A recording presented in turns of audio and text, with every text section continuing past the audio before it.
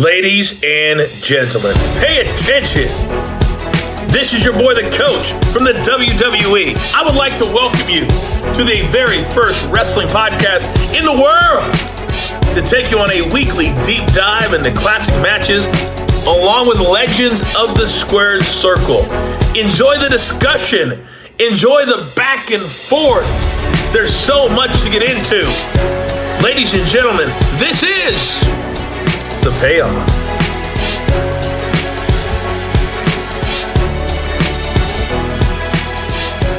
Welcome to an all-new episode of The Payoff. I'm Tom. That's Jeff.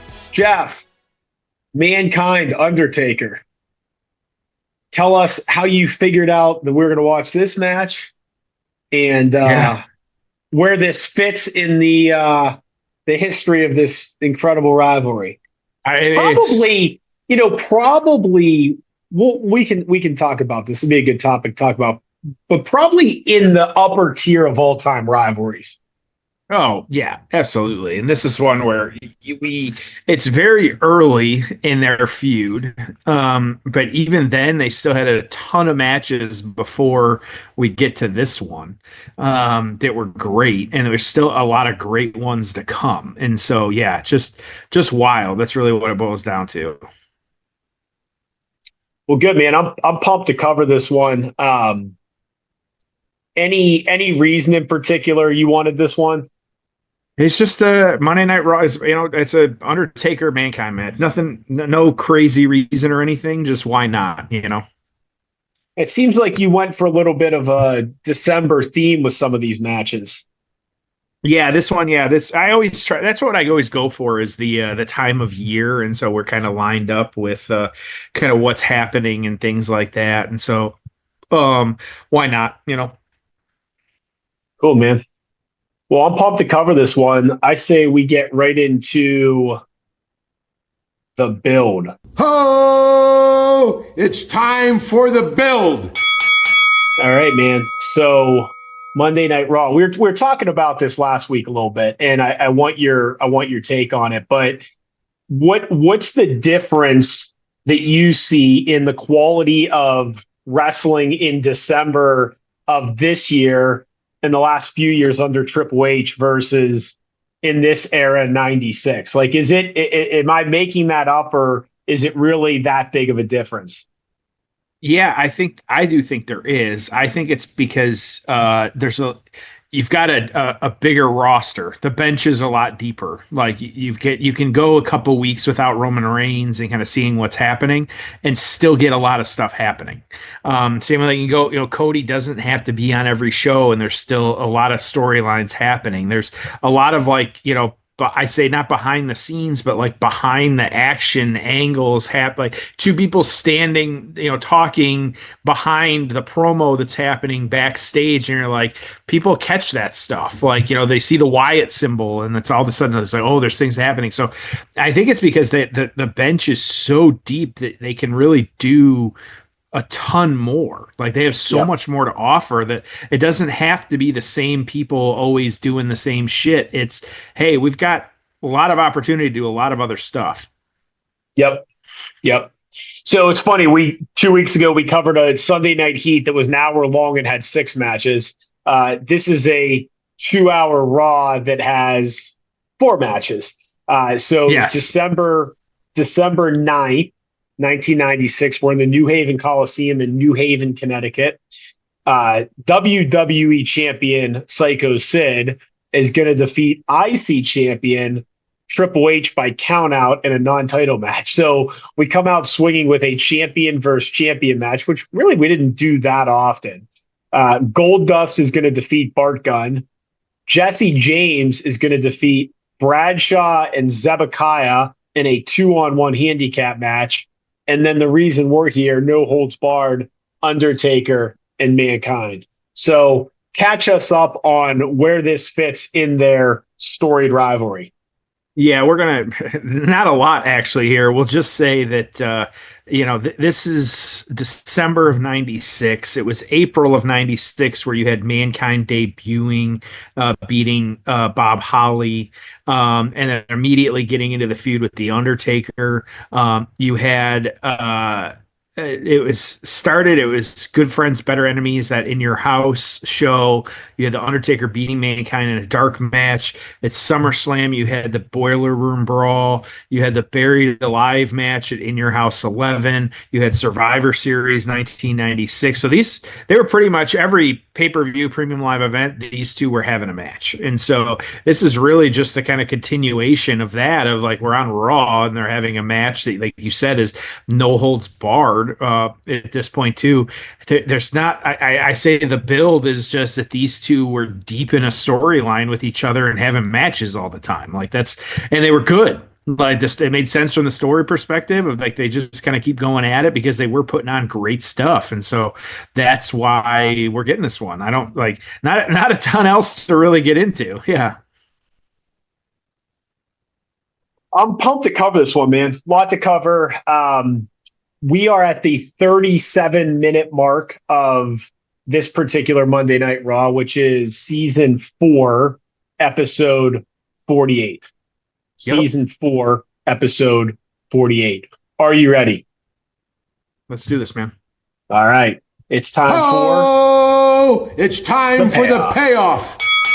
And the man of applause works. We all know it works. The Undertaker will say yes, it works, but so does a choke Phenom. and so does a tombstone pile driver. Oh, but he loves Dude, Taker's got like a full like leather outfit. I don't know, kind of an interesting look. I mean, he always mixed it up. Like he was good about, always doing something slightly different. And again, just so much attention to detail with that character that, made it what it was. So, all right, we're no holds barred, man. Just looking at these two during this era, it's just like, just the contrast, man. Like the styles and the looks and the size and the brown outfit versus the black leather. I mean, it was in Paul Bear in the background. So, going for old school right away here. And, yep, he's going to hit it. So, all right, trivia time.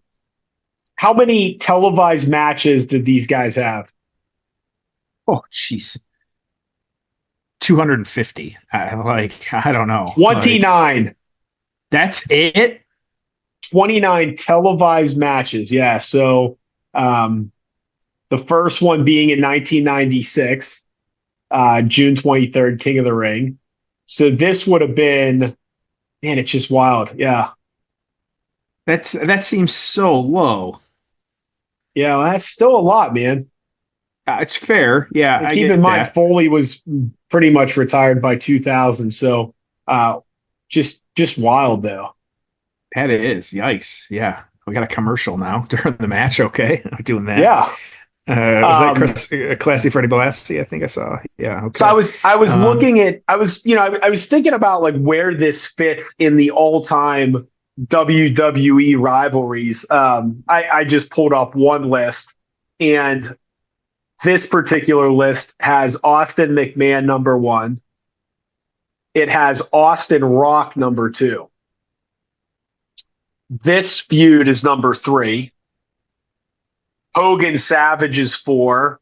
Brett Shawn is 5. Cena Edge 6. Rock's Triple H 7. Taker Kane 8. Punk Cena 9. Triple H Shawn Michaels 10. It very nuanced on what the difference is, right? Oh yeah. It's tough because it's like Hogan Savage. I mean, the build to the WrestleMania 5 match arguably was like the best build ever, but they didn't wrestle a bunch of times. I mean, they did a couple things in WCW, but it's I don't know. It's just tough. It's tough to rank these things. Like in this particular feud, you had 29 televised matches, and there's a lot there. I mean, and a lot of these matches were great and arguably the most famous match in history. So I don't know. Yeah. I do think this rivalry though, I do think it is a top 5er of all times, just in terms of like what two guys were able to do, which is pretty wild because keep in mind in this era, Mankind could have been gone in 6 months. Like a lot of these guys were brought in to work with Taker, the Giant Gonzaleses, the Executioners, the fake Undertakers, and they were gone because it was just, there was nothing else to do. So, It's amazing what occurred. What do you think about that list and where these guys fit?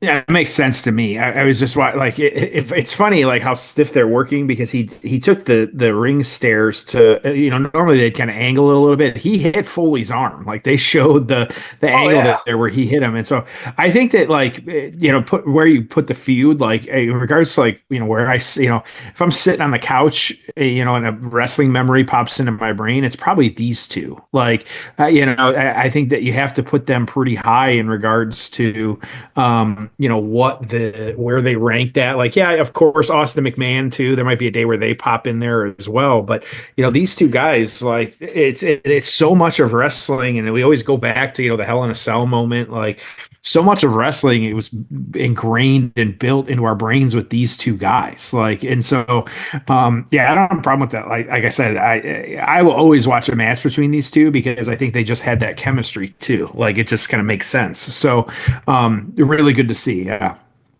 Hebner trying to get out of the way.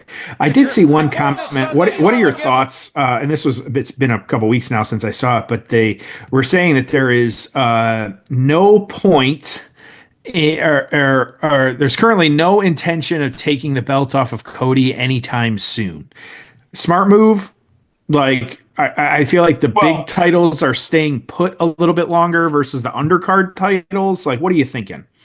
So two thoughts on this. First of all, three thoughts on this. First of all, Cody came out recently and said he wants to retire at 45, which is 5 to 6 years from now. Okay. Yep. So I let's take him at his word, at least as a full-time performer. You've got this guy that is John Cena, Hulk Hogan-esque as a baby face, in my opinion. And those come along once in a generation. I'd argue in some ways he's even more valuable than Steve Austin because Steve Austin had character to protect. So Steve Austin couldn't go on podcasts and, be the kind of like geez, what a move. Yikes. Pop. Elbow drop on the Taker's leg that was on a chair. Just brutal.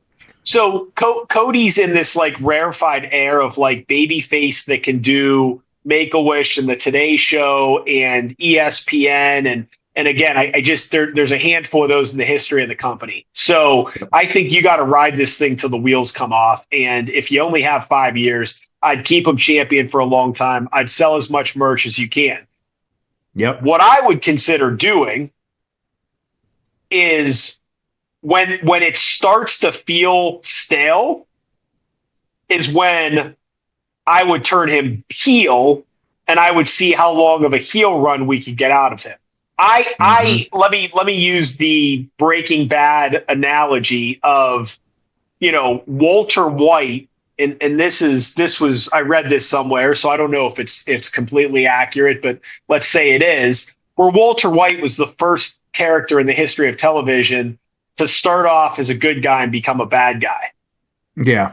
Okay. Now, arguably he wasn't a bad guy. We were still cheering for him even when he was a bad guy. But the point was, you have that. Now, who else did that? Well, Randy Savage did it. WrestleMania 4, he wins the world title, big baby face. By 5, he's still champion, but he's a heel.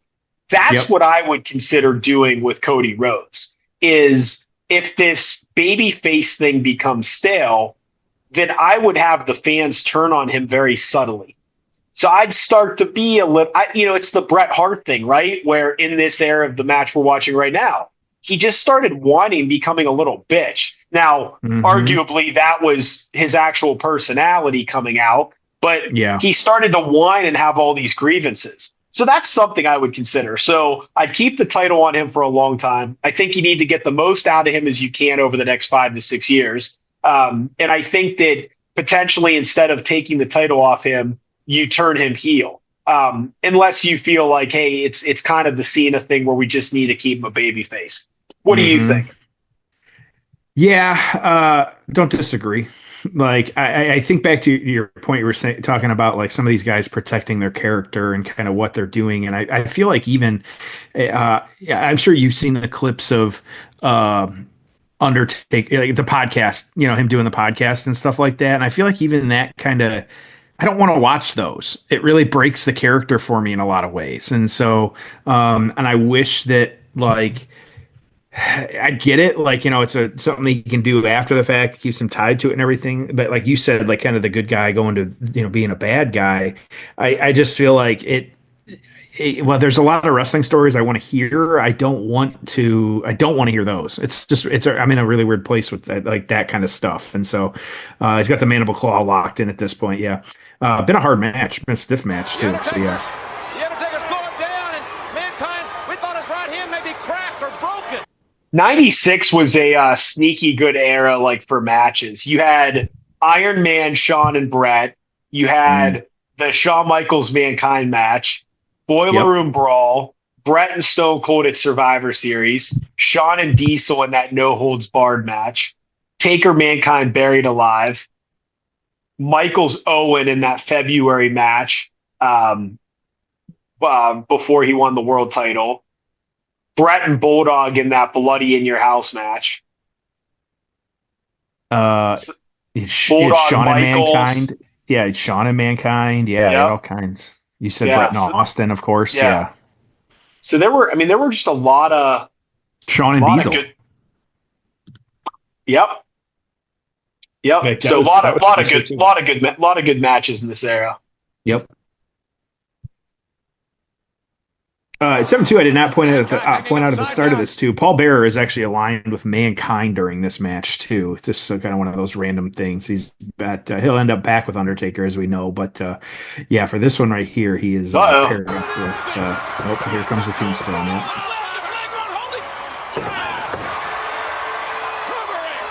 Got all of it, as they say.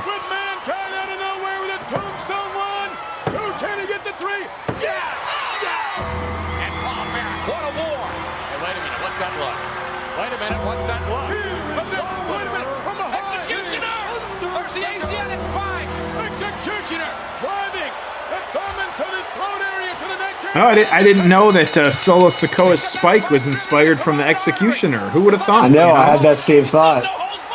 Anything goes. Yeah, but that's almost in the match. That's not over. Look at this. This is Armageddon for the Undertaker right here tonight. The Undertaker in trouble. As we leave you tonight, ladies and gentlemen, we invite you to join us this Sunday night. All right, there you go.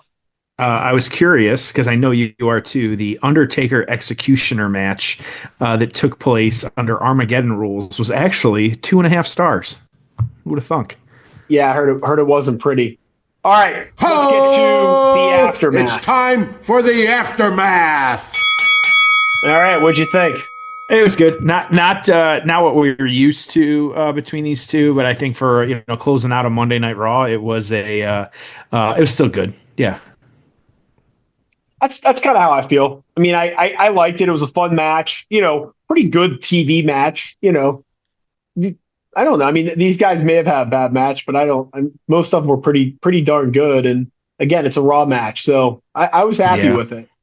Yeah, absolutely. So yeah, kind of how this one played out after a little bit here. Like we said, we're at the end of 96 going into 97. You had Paul Bearer attempting to rejoin Undertaker as his manager, Undertaker refusing, attacking Paul Bearer. You had the fireball in the face. You ended up with the Revenge of Taker, which Undertaker was victorious in that match. Yeah, just all kinds of different stuff. They just kept having different things here. You had feuded with Vader, of course. We got into the Four Corners match, or Final Four with Brett, Vader, Stone Cold, and Taker as well too. So, but these guys, as we all know, would eventually, their feud never really ended. Undertaker, you had Kane. That's got to be Kane as well too, debuting during this, and so it was just some of the better stuff that was happening. Well, for the Undertaker and all that. So yeah, just really good. So PWI, Mankind 45, Undertaker 19. The torch right up on this one. It was a no holds barred match. Ross said just a lot of weird commentating they talked about. Yeah. A moment later, he surprised Mankind with a tombstone and the 3 count. Executioner attacked Undertaker after the match and applies the Asiatic spike as the show went off the air. So, way to go, Terry Gordy. So, yeah, nothing, no stars. I feel like we haven't had stars in a while here because just the nature of some of these matches that we're covering, like, it was a Raw, it was a Heat. I wouldn't expect to see a star rating on any of these. And so, but we're going to give our score. So, what are you thinking? I got this at a 6. I mean, it's a fun match. It's obviously a classic feud. I thought the match went fast and it was really interesting. So yeah, I was happy with it. How about yourself? I gave it a 5. I think it was perfectly average. I think that we know that there's a lot better out there that these guys can do. You almost, taking it its own, it was probably just, it was a perfectly okay match. But comparing it to some of the other matches that they've had over the years, like it's way below where it could have been. But so yeah, that's why I'm just going to kind of throw it at a 5 and call it a day. Yep. Okay. What do we have coming up? What do we have? So, I mean, we're staring 2025 in the face here, which feels pretty weird. But next week we have our final episode of 2024. We're going to be going to Starrcade 1988, a very early one between Lex Luger and Ric Flair for the NWA World Heavyweight Champion. I'm going to spoil a little bit here for January for those listeners that we have out there. Our first match, January 6th of 2025, I got Hulk Hogan versus The Sheik at MSG. And so we're going to do that. I got some Royal Rumble on the list here. I got a Royal Rumble casket match as well, too. That's going to be Shawn Michaels versus The Undertaker for the championship, Royal Rumble 1998. I do not remember that one, but there you go. And then I'm excited. I kind of throwing in some crazy ones here before we get into the WrestleMania season and the European tour as well too. Something we didn't talk about with the move to Netflix that they're saying that the European shows when they're touring over there will air live. So we will get like Monday Night Raw at like 1 PM on a Monday. And so no more tape delay, which will be interesting. So, but like I said, February, I got this one. I don't know if you remember this one. You probably don't. I'm going to have to search to even make sure we can find this one. But this is Wrestle Challenge 1994, a dark match between the Steiner brothers and Bret Hart and Owen Hart. Don't know. Dude, I heard they had really good matches.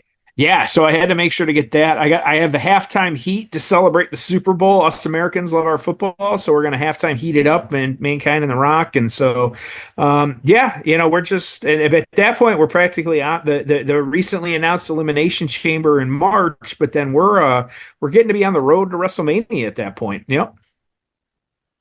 Wow. Crazy. You know what we could do. I don't want to disrupt your schedule. It's not my department, but we could always do a maybe like 1992 Royal Rumble watch along where we just hit play at the beginning of the episode.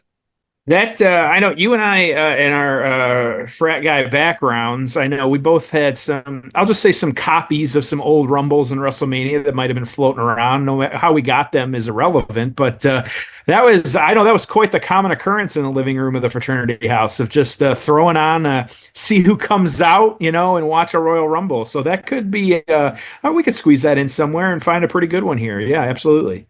All right. Well, we appreciate everyone listening. And as always, God, what episode number are we at, by the way? I was going to say for the 280th time. Jesus. Thank you for joining us. We'll see you next week on an all new episode of The Payoff.